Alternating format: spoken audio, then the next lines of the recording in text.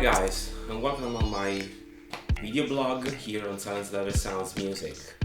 In this video I'm going to focus on creative sound design techniques applied to non-conventional sounds. For non-conventional sounds I mean in general acoustical sources or samples or sounds that are not meant to be musical per se, but that they can be manipulated and treated with different sound design techniques in order to translate them in something musical. In this video I'm going to share with you a technique that I frequently use when I want to create interesting percussive parts or interesting rhythms. Have a look. Okay, in this first video I would like to share with you a technique, a trick that I frequently use when I want to create a rhythmic pattern or interesting percussive sound.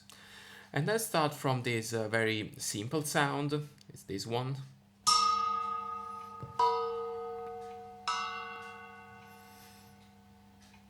Okay, it's just a small gong that I have here in my studio. Well, let's think for a moment to the most straightforward approach to this sound. Probably it would be like I did here in Contact, to slice the sample in all its parts and locate each hit of the gong on the keys of the virtual keyboard, like I did here, and then probably play something from your controller. I have an MPD32 here, so probably something like this.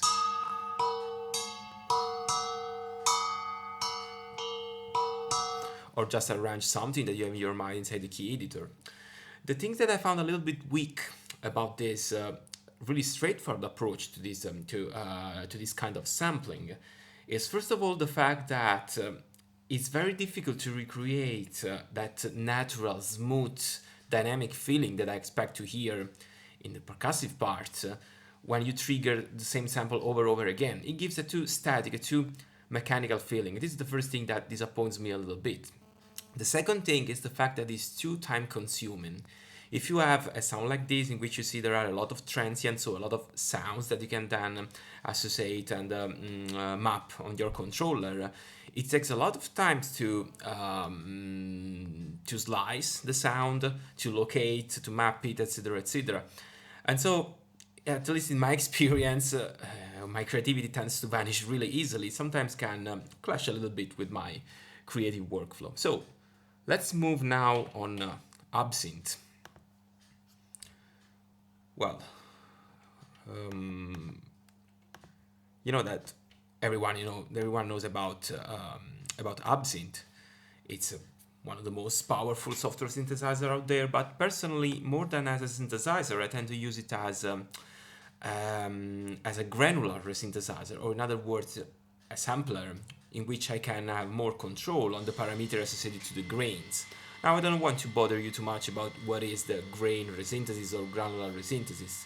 Really briefly, it means that when we record the sound, it's like that the algorithm slices the sound in a huge amount of tiny parts or little parts.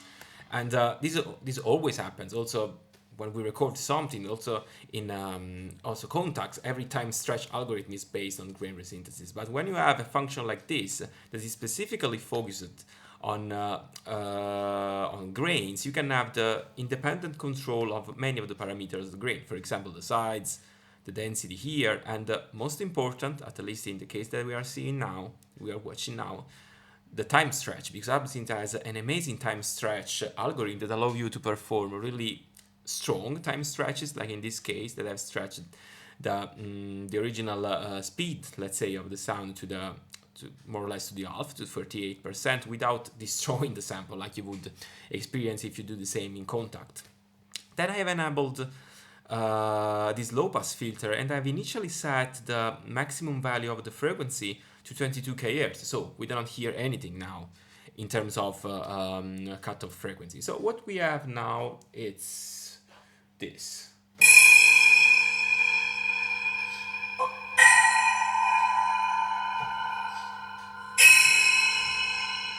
Okay.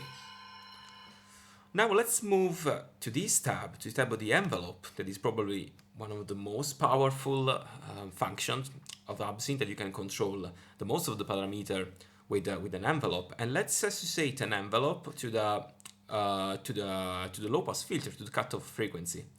Now we can use a number of different built-in envelopes, the envelopes, sorry, that you already find ready, okay, in Absinthe. I've personally done this one by scratch that is really similar to the Rhythmic 16. That is one of the envelopes in Absinthe. Let's see what happens.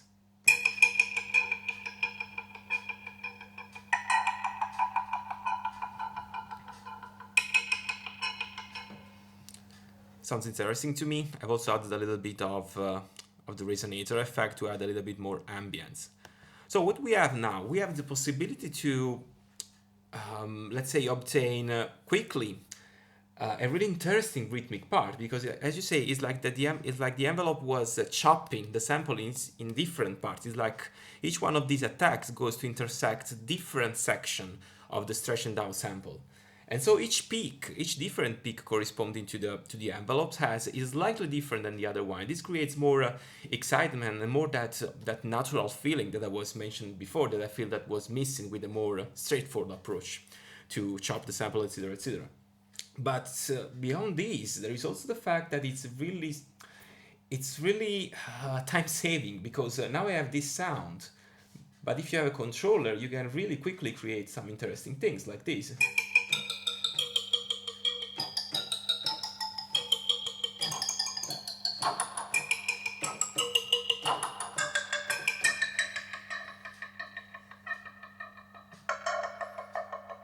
Sounds good to me.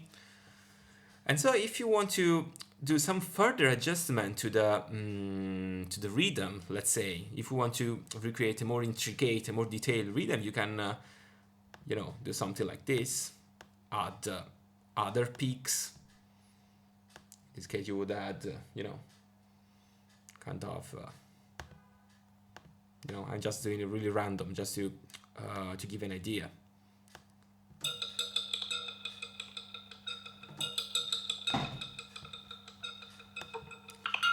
Of course, I could do exactly the same thing by associating the envelope to the volume, but here I can also work on the resonance of the filter that could give me some, let's say, other opportunities to work this sample in a creative way.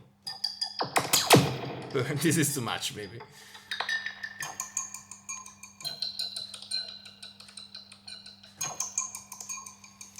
Okay. Another thing that I frequently do is to record a note with the envelope, of course, and then export the WAV file. Then re-import it again by dragging the waveform in an audio track, and then do some kind of further adjustment to create, the rhythm that I prefer, something that I have in my mind. But the most important thing is that with this technique, I can already start with something that is interesting, and I can do some kind of fine-tuning, let's say. And this is exactly what I did here in the first track. Have a listen.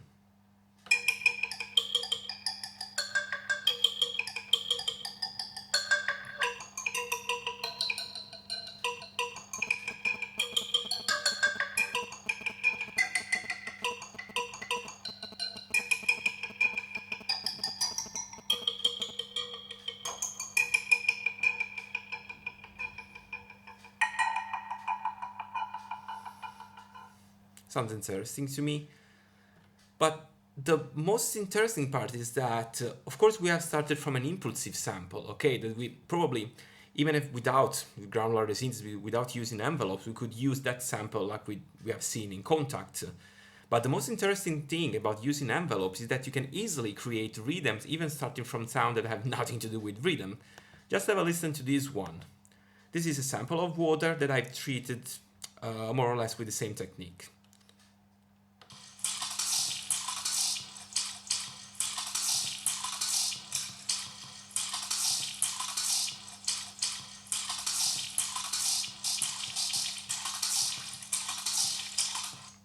Maybe a little bit glitchy, but interesting, of course. This is absolutely something that you cannot, or it's very difficult, let's say, to do with the traditional chop-based approach to the sampler.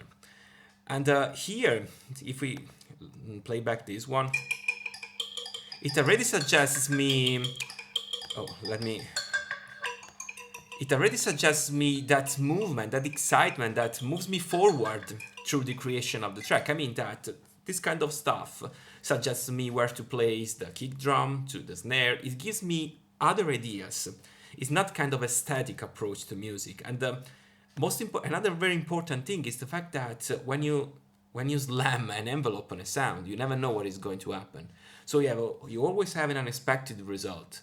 Someone can say that it is not good because you do not have the total control, but personally I think that leaving some part of your creative flow to something that is completely unexpected and random is absolutely positive, because when things sounds too much enclosed in your mind, probably you are, you know, I think that especially in sound design, when you make music with an unconventional approach, working with the sounds, etc., being open-minded to the unexpected is always positive. It can give you interesting ideas. Just to make an example, I just would like to share with you a really little part of a track of mine that comes from my EP Motus Rebus. My moniker is Smerz. One day I'm gonna explain you what does it mean. And actually, when I programmed this drum, the first sound where I have started, it was exactly something percussive like this, probably exactly this press. I can't remember, but let's have a listen.